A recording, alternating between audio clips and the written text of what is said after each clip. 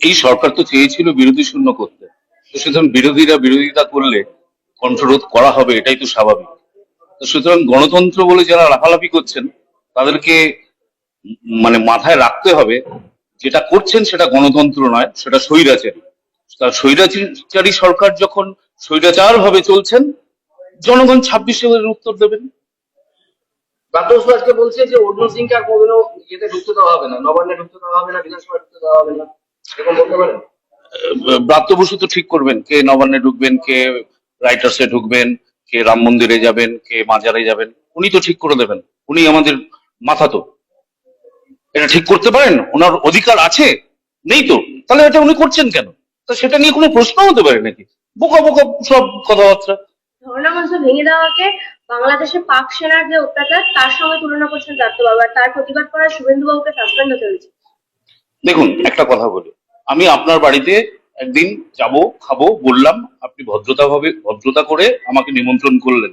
এবার আমি গেলাম, গিয়ে আপনার বাড়ি আর ছাড়ছি না, তাহলে আপনি কি করবেন? আমাকে কি বসিয়ে বসিয়ে খাওয়াবেন, না আপনি বাড়ি থেকে আমাকে বার করবেন?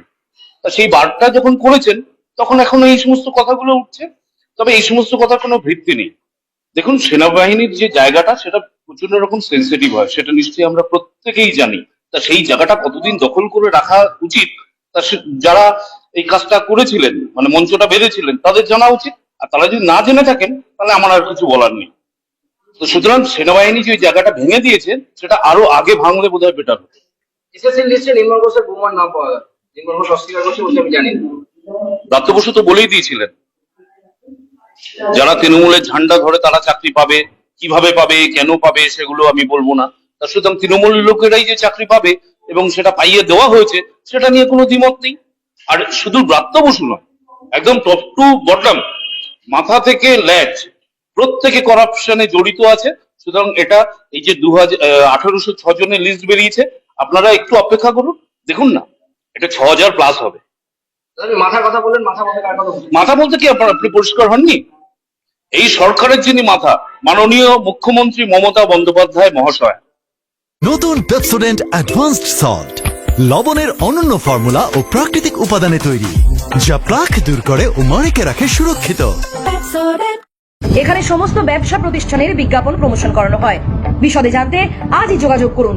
Phone number 9933375229, WhatsApp number 9434674111। DC news বাংলার পরিবারের তরফ থেকে সকলকে জানাই পুজোর আরো একবার শুভেচ্ছা। ডিসি নিউজ বাংলা এই খবরটি ভালো লাগলে অবশ্যই লাইক এবং শেয়ার করবেন।